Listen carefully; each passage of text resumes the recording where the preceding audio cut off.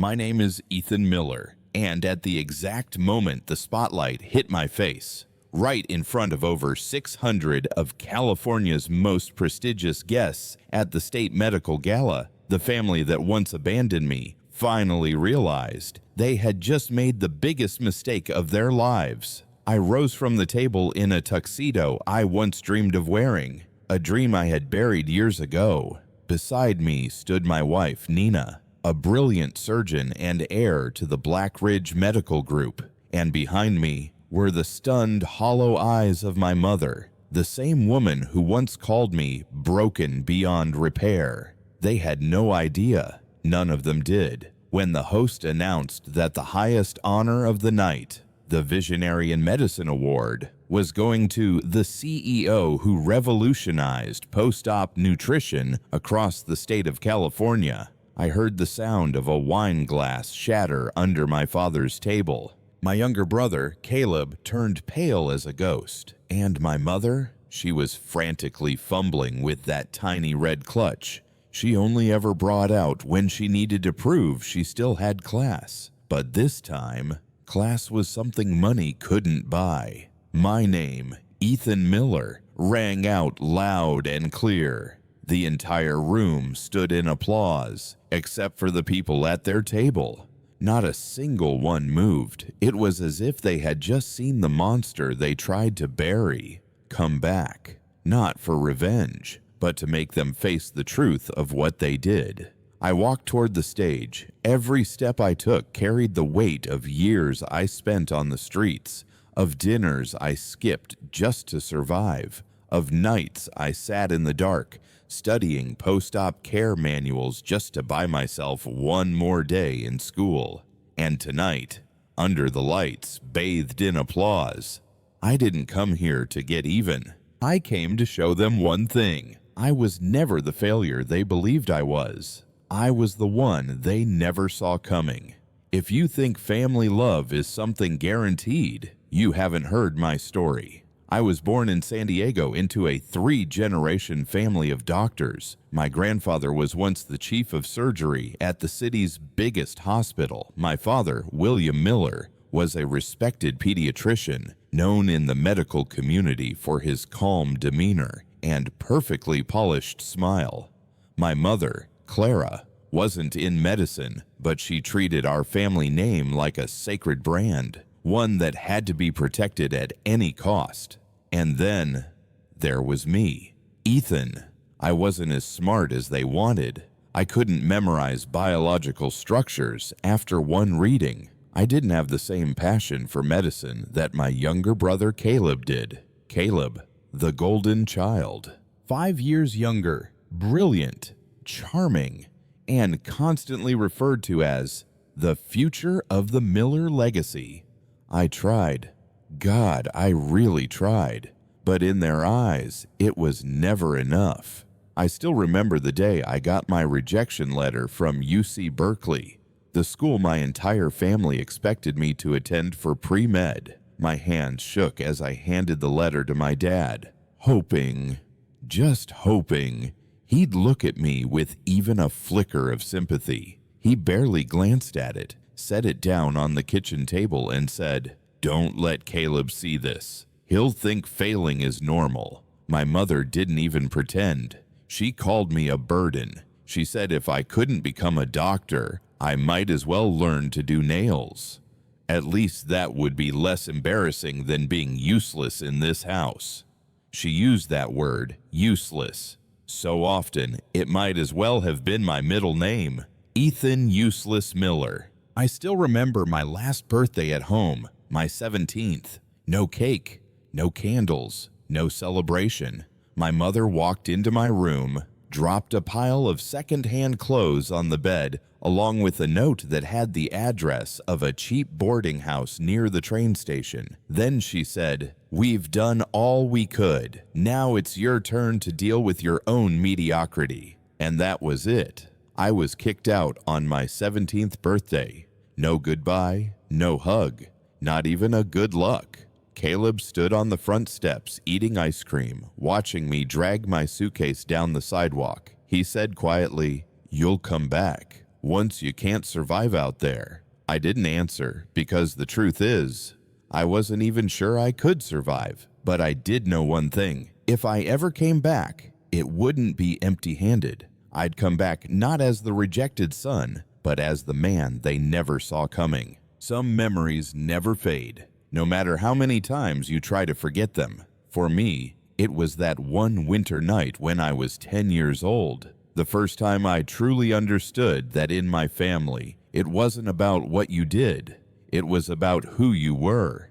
It was Thanksgiving. Just like every year, the Millers went all out. Dad carved the turkey. Mom arranged white orchids across the dining table. And 5-year-old Caleb, he ran around the table laughing, waving the silver spoon Grandpa had left him. I saw Mom gathering dishes, so I walked over cautiously and asked, "Can I help you, Mom?" She didn't speak, just gave me a quick glance, then nodded. I carefully carried a stack of porcelain plates toward the sink, each one trimmed in gold, painted with blue floral patterns. Mom's prized collection. Then, Caleb ran past me, slammed right into my side. One plate dropped, then 2, then 3. The sound of shattering china cut through the quiet like a scream. I panicked, kneeling down, hands trembling, eyes welling up. I kept saying I was sorry, over and over, but Mom never asked what happened. She just walked over, grabbed my arm, and yanked me hard, without a word. She dragged me outside, all the way to the wooden storage cabinet near the garage. It was old, musty, smelled like gasoline, paint, and dust. She yanked the door open and shoved me in. I didn't even have time to speak before, slam, the door shut. And then, click, the lock turned from the outside. Sit there and think. Maybe the dark will teach you to stay quiet and stop ruining things for everyone else. I sank down onto the freezing concrete floor, curled into myself like a shadow. From inside the house, I could still hear Caleb laughing, the clinking of glasses, the Thanksgiving celebration going on, as if I had never existed. I don't remember how long I was in there, an hour, 2, maybe more, but I remember exactly how it felt. Not fear. Resignation, a 10-year-old kid realizing that if he disappeared forever, no one would even notice. From that night on, I learned to shrink, talk less, ask less, hope less. Because in the Miller household, if you weren't who they wanted you to be, you were just excess, an extra they'd rather pretend wasn't there. I left home with nothing but a torn backpack, 2 changes of clothes, and $50 tucked inside my wallet, a birthday gift from a classmate I hadn't spoken to in years. I had nowhere to go, no close friends, no relatives with an open door, and absolutely no one standing behind me. For the first 3 nights, I slept under the Pacific Heights overpass near Little Italy. December in San Diego isn't brutal, but the nights were cold enough to make my whole body shake. I tried standing near late-night coffee shops just to soak in the glow of their neon signs through the glass. The first night, I cried. By the third, I didn't anymore. The emptiness had filled in every corner of me. I knew I had to do something. Survive first, then prove myself later. My first job was in the stockroom of a tiny pharmacy in Mission Valley. The owner, Jorge, was from El Salvador, and the only person who didn't ask for credentials before hiring me. I cleaned shelves, pulled expired meds, and learned to recognize prescriptions, not because I had to, but because I wanted to.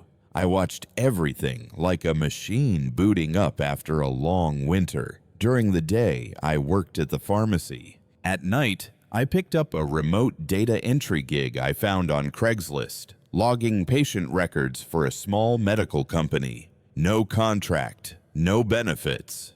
But I didn't care.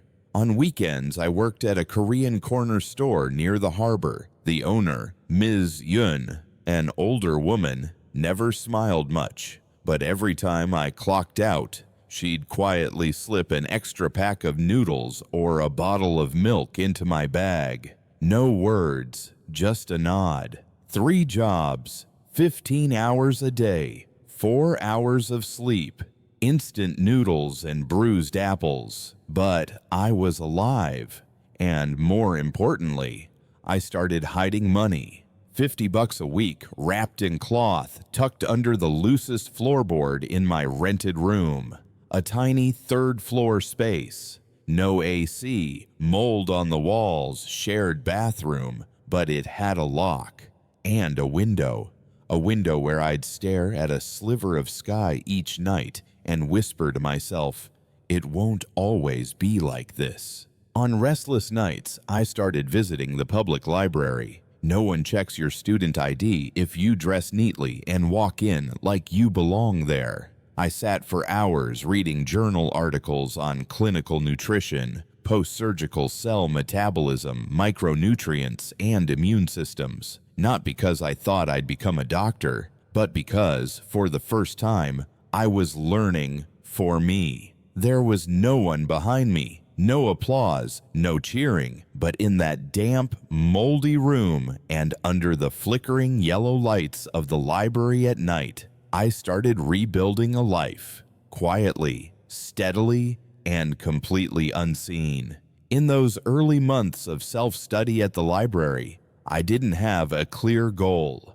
All I knew was that I wanted to understand how the human body worked. Why some people recovered after surgery, and why others didn't. Those questions eventually led me to a niche field that hardly anyone cared about back then: post-operative cellular nutrition. I started turning what I learned into models, a kind of formula that could help cells recover after surgery, speed up healing, lower the risk of infection, and reduce hospital stay. I called the concept Recovery Blend. That same year, an informal medical symposium was held in San Diego, a space where students and young researchers could submit proposals for peer review even without formal degrees. I took a chance. I submitted my draft, written using terminology I'd taught myself, hand-drawn diagrams on A4 paper, scanned and saved as a PDF. I didn't expect to hear anything back, but somehow I got invited to present. It was a Thursday evening. I remember standing in a small conference room, presenting Recovery Blend to a panel of 3 doctors, all in white lab coats, half curious, half dismissive. One of them stood out, the youngest of the 3, with a smug smile and close-cropped brown hair. Dr. Nathan Bennett. I remember his eyes narrowing slightly when I explained the balance of trace minerals and immune-supporting enzymes. He didn't ask many questions, just crossed his arms, nodded slowly, and said, "Interesting, in theory, but there's no clinical value, lacks scientific foundation." The next day, I got an email from the organizers. "Unfortunately, your proposal was not selected for the next round." No further explanation. I was disappointed, but I didn't break. I was used to being underestimated, until 6 months later, I saw something in a commercial medical journal, a product called Cell Protect Formula. The formula, nearly identical to mine. The structure, the ingredients, even the name carried a clear echo. The author, Dr. Nathan Bennett. I froze. I had no degree, no intellectual property rights. I couldn't sue. I couldn't do anything except swallow it and keep going. Only one thing made it worse. Nathan Bennett was now dating my brother, Caleb, the perfect couple in my parents' eyes. 2 young doctors invited to prestigious galas, praised as the pride of the Miller legacy. And me, the one who quietly planted the seed, left behind again. But this time I wasn't angry. I didn't scream. I didn't cry. I remembered. I started gathering every draft I'd ever written, every email I'd ever sent. every model I had scribbled in the margins of library books, not for revenge, but for the day I would stand on the same stage as them, and they'd have no choice but to look up. I met Nina on a rainy afternoon at UC San Diego, right inside the old library I used to sneak into just to read medical journals. That day I was in my usual corner, scribbling notes about protein synthesis from a Japanese clinical study, when someone pulled out the chair across from me. I looked up and met a pair of sharp, confident eyes. She wore a white lab coat, hair neatly tied back, round glasses sitting lightly on her nose, the kind of person who turns heads just by walking into a room. "You're not in the med program, are you?" she asked, her voice warm but edged with a quiet arrogance. I fumbled, about to stand up, but she held out her hand and stopped me. "This library isn't just for students, but I'm curious. What's someone outside the department doing scribbling protein metabolism pathways like that?" I gave a nervous laugh, flipped my notebook around, hand-drawn diagrams that no med student would ever waste time drawing by hand anymore. And just like that, we started talking. Nina was unlike anyone I'd ever met. A final-year medical resident at Black Ridge Hospital, sharp, quick, intuitive. But what struck me most was how deeply she listened. For the first time in my life, someone looked at me not through the lens of my past or my failures, but with genuine curiosity. I told her about what I'd been working on, the papers I'd been reading, and what I believed could improve post-op recovery protocols. I expected her to laugh. Instead, she opened her laptop, sketched out an enzyme interaction chart, and said, "You're missing a regenerative modulator. Add that, your model would be 10 times stronger."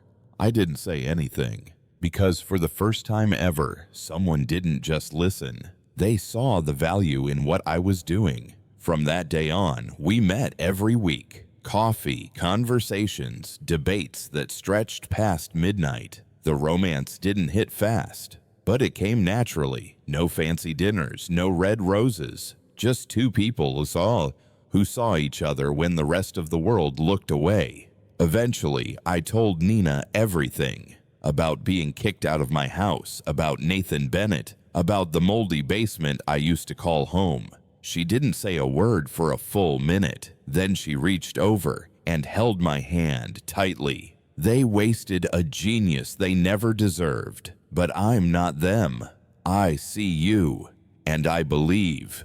You haven't even begun yet. From that day on, I wasn't alone anymore. Nina wasn't just the first person I ever truly trusted. She became the key to a door I thought had been sealed shut forever. A door that led to freedom, and for the first time, the chance to rewrite my life on my own terms. When you've lived in darkness long enough, even the faintest sliver of light can hit your chest like a bolt of lightning. For me, that light came in the form of an idea I'd carried for years. From damp rental rooms to long nights camped out in public libraries. A line of post-op tissue recovery nutrition, cheap, effective, and scalable for everyday hospitals. And the first person who believed in it wasn't an investor, wasn't a medical expert. It was Nina, the same woman who once sat across from me in a library with sharp eyes and a challenging smile. She didn't just cheer me on, she invested. She brought in mentors. She shared a cramped kitchen with me in the tiny apartment we moved into after a year of being together. Our dinner table became the lab bench. The sink became our mixer. Me and Jordan, the only friend I'd kept from my self-study days, spent countless nights tweaking milligrams of ingredients, adjusting side reactions, fine-tuning micronutrient ratios. We called the company Healthy Nova. Healthy because health was the heart of it. Nova because this was the first explosion in the universe I was rebuilding for myself. Nobody knew who we were, No degrees, no angel investors, no family name backing us. We printed brochures on an old inkjet, sent cold emails to every small hospital we could find, asking for a chance at clinical trials. 90% didn't reply, 9% said no, and 1% literally said, "Send us a sample." That 1% was a community hospital in Chula Vista. The trial was small, just 10 post-op cardiac patients. But after 2 weeks, the results spoke for themselves. Average recovery time dropped by 31%. Infection rates cut in half. Care costs significantly reduced. That's when we knew we had made something that mattered. From there, Healthy Nova began to find its footing. We didn't scale like a rocket, but every month, every contract, every doctor willing to test our product was another brick in the foundation of what I now call evidence-based freedom. Because freedom doesn't come from a diploma or from your parents' approval. It comes from no longer having to rely on anyone. And for the first time, being trusted simply for who you are. The Black Ridge Foundation Gala was held in June at the Sapphire Hotel, a luxury venue perched on the San Diego coastline, where only the names on Forbes Healthcare or heirs of old money medical dynasties ever make the guest list. Not only was my name on the list, I was one of the evening's primary sponsors. Healthy Nova had just signed a strategic partnership with California's state hospital system, and Nina, now the chief of clinical nutrition, was selected as an honorary guest. The organizers wanted both of us to appear together for the Visionary in Medicine award presentation. I said yes, not for the spotlight, but because I knew they would be there. The Millers had always been longtime friends of the Black Ridge Foundation. Caleb, now engaged to Nathan Bennett, was invited to present the Rising Star in Surgery Award. And my parents still wore that perfect facade, even though their clinic had been quietly declining after a wave of federal budget cuts. The moment I stepped into the ballroom, I felt their eyes pass over me and fail to recognize me. I had changed too much. A custom-tailored black tux, a satin tie tied just right, my face no longer soft with boyish lines, and beside me, Nina, poised, radiant, her hand resting gently on mine, a white gold wedding band catching the light. My mother glanced at us and leaned toward my father, whispering, "Who let the staff into the main ballroom? He looks utterly common." I smiled, not because it hurt, but because it sounded exactly like 9 years ago. Same voice, same look, only now I wasn't the boy frozen at the dinner table. I was the man who had rewritten his name from scratch. Caleb approached first, crisp white suit, same smug half smile I remembered too well. Next to him stood Nathan, stiff, clearly uncomfortable, but still wearing that old, practiced arrogance. Well, look who's here. Ethan?" Caleb stretched out my name. "You get lost on the way to the kitchen?" I didn't get a chance to reply. Nina stepped forward, her gaze cold like polished steel. She didn't look at Caleb or at Nathan. She simply extended her hand to Nathan and said calmly and clearly, "Dr. Bennett, a pleasure to meet you. I'm Nina Blackridge Miller. I believe you've heard. My husband is the co-founder of Healthy Nova. We're the primary sponsors of tonight's gala." The room froze. The name Blackridge hit their ears like a silent explosion. Nathan's eyes widened. Caleb squinted, and my parents, standing just behind them, their expressions shifting bit by bit. I didn't need to say a word. Our presence, mine and the woman beside me, was the only answer they needed. I had come back, not for validation, not to ask for a seat at their table, but to show them everything they once dismissed was now standing tall, right in front of them. And this was only the beginning. As the music softened, the ballroom lights shifted to a warm golden hue, and the MC stepped onto the stage with a powerful voice. I knew the moment had come.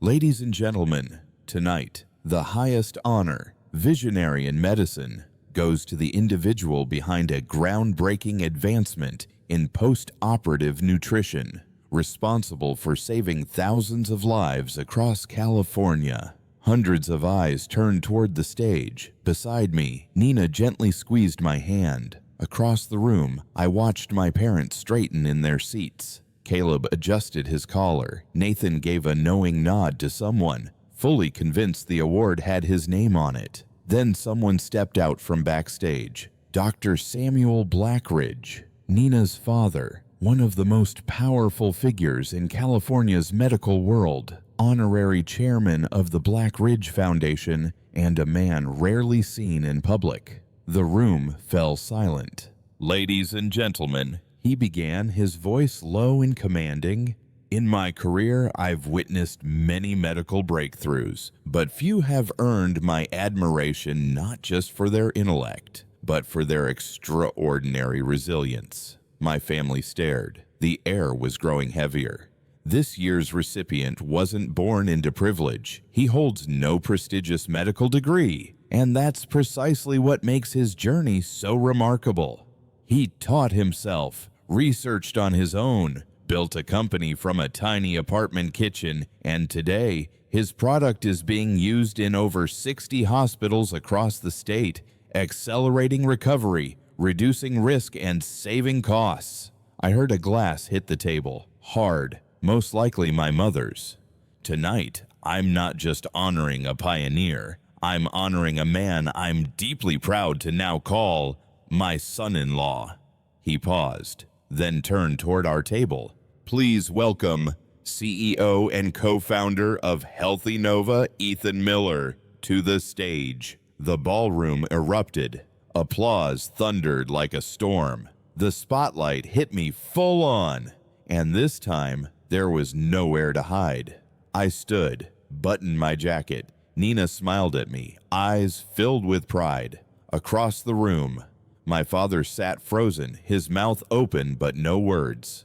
My mother, pale, fingers gripping the chair arm. Caleb looked like someone had just slapped him awake from a beautiful dream. And Nathan, the man who once stole my idea, sat silent, lips pressed thin, his eyes wide and airless, like someone drowning in plain sight.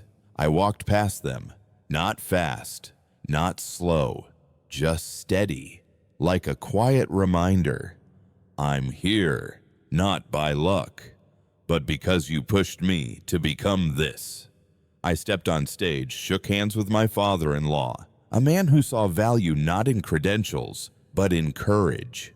"Ethan," he said softly, "you've made us proud." I turned to face the room. The lights shone full on my face, and behind me was a past that no longer held the power to hurt me. The spotlight was still on me as I stepped up to the microphone. I held the award in my hands, a solid block of glass, heavy and brilliant, like it was reflecting every year I'd been dismissed, every moment I wondered if I was even meant to exist. I took a deep breath. The entire room fell silent. Nearly 700 people, medical elites, investors, professors, hospital chairs, all waiting for me to speak. Thank you to the Blackridge Foundation. Thank you, Mr. Chairman. And thank you to my wife, Nina, the first person who believed in me even more than I believed in myself. I paused for a second, glanced down. Nina nodded back, her eyes as warm as ever. My journey wasn't smooth. I don't have an Ivy League degree. I don't come from a prestigious family. In fact, I wasn't even allowed to attend college. A ripple of whispers moved through the room, but I kept my tone steady, calm. I once presented my very first concept, a post-op tissue recovery model, to a medical panel. It was rejected, not because it lacked value, but because I lacked what they called proper credentials. One member of that panel looked me in the eye and said, "This idea has no clinical value." Funny thing is, a few months later, I saw a product almost identical, word for word, in a grant proposal from a very familiar face. The room froze. I didn't need to name names, but my eyes brushed briefly across the table where Caleb and Nathan were seated. I didn't get angry. I didn't sue. I did the only thing I knew how to do. I built something better, stronger, and real. Now my voice shifted, not just speaking about myself anymore, but turning toward the young students lined along the back wall of the ballroom. If you've ever been told you're not good enough, remember, that's their definition, not yours. If someone steals your idea, let them, because what they'll never have is the heart and the mind that created it. The silence that followed wasn't empty. It was electric, like the moment right before the storm breaks. And then I smiled, for the first time that evening. And to those sitting here tonight who once believed I'd never come back, thank you, because without your rejection, there wouldn't be an Ethan Miller standing here today. Boom! The applause exploded.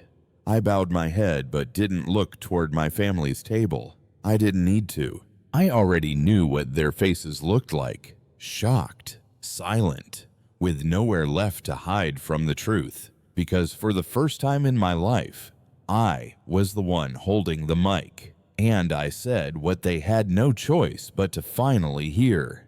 As I stepped down from the stage, the applause still echoed through the hall like a long, rolling aftershock. But there were sounds only I could hear. Caleb's quick, shallow breathing. The sharp clink of a wine glass slammed onto a table, probably my mother's. And the silence from my father. A kind of silence I had never heard from him before. I didn't look back. I didn't need to. Because in a ballroom lit by 100 chandeliers, the people who once looked down on me were now sitting beneath a spotlight they could no longer escape. And so that night, the unraveling began. The next morning, the gala had made headlines across the medical industry. Ethan Miller, the uncredentialed CEO who's changing post-op medicine. Black Ridge Foundation's lead donor was once homeless. Gala speech exposes clinical plagiarism in real time. No one said Nathan Bennett's name, but everyone knew, because in medicine, reputation is currency, and losing it is bankruptcy. 3 days later, I got a message from a doctor Nina used to work with. Nathan's been temporarily suspended. State Ethics Board is opening a formal investigation. Caleb, well, heard the wedding's off. Bennett called it quits. Moved out the day after the gala. Not long after that, the Miller Family Clinic, my father's practice of 27 years, began hemorrhaging patients. Some showed up just to ask about my speech. Some left, saying, "I don't want my child's doctor to be the man who once called his own son worthless in a school record." Rumors moved faster than facts, and often they didn't need to be true. They just had to sound close enough. By the end of the quarter, the clinic shut down. My father retired. My mother deleted every social media account and moved into a gated neighborhood on the east side of Mesa. A place where no one knew who she used to be. No one called her Dr. Miller's wife anymore. Just Clara, a bitter, reclusive older woman. And Caleb. I heard nothing for months. Until one night, my Aunt Rachel, my dad's sister, called me. Her voice lowered as she said, "He's tending bar at some place near the border. Beard's grown out, hair's a mess. He tried hooking up with a hospital director's wife to get back into the industry and got caught in the act, publicly." And then she added quietly, "And Ethan, your parents have disowned him." I sat in silence. They once disowned me because I was useless. Now they've turned their backs on Caleb, the golden child, because he failed, just like they always thought I would. The circle closed. The very people who once called me a burden were now bearing the weight of the consequences they planted themselves. And strangely, I didn't feel happy. No thrill, no satisfaction, no revenge, just a quiet kind of emptiness. Because in the end, I didn't need them to lose. I just needed to be free from the cage they once built around me and called a childhood. 1 year after that fateful gala night, I found myself on a stage once again. But this time, there were no bright lights, no cameras, no live orchestra. Just a simple graduation ceremony at San Diego Community College, where I had been invited to speak as a guest of honor. As I looked out over thousands of students in black caps and gowns, I saw a version of myself from 10 years ago. Nervous, lost, wondering quietly, am I even allowed to dream? I shared a piece of my story with them, not for applause, but so that every student who had ever been told they weren't good enough would know. Your worth isn't defined by transcripts, GPAs, or the family you were born into. It's defined by how you rise, especially when no one believes you can. That evening, when I got home, my son Oliver was at the kitchen table, drawing. He looked up and held out a crayon sketch. "Dad, this is our house. There's you, Mom, me, and Grandpa and Grandma Blackridge." I smiled. In that picture, there was no one named Miller. And somehow, I didn't feel like anything was missing.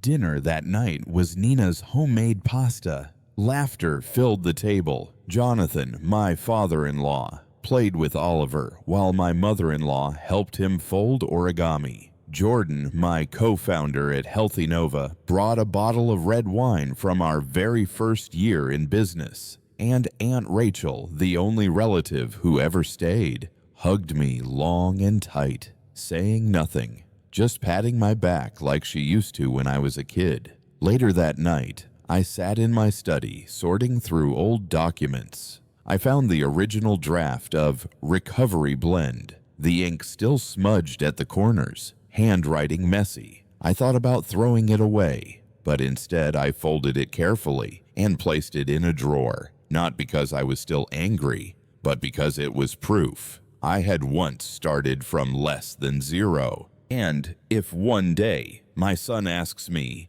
"Dad, how did you keep going when no one stood by you?"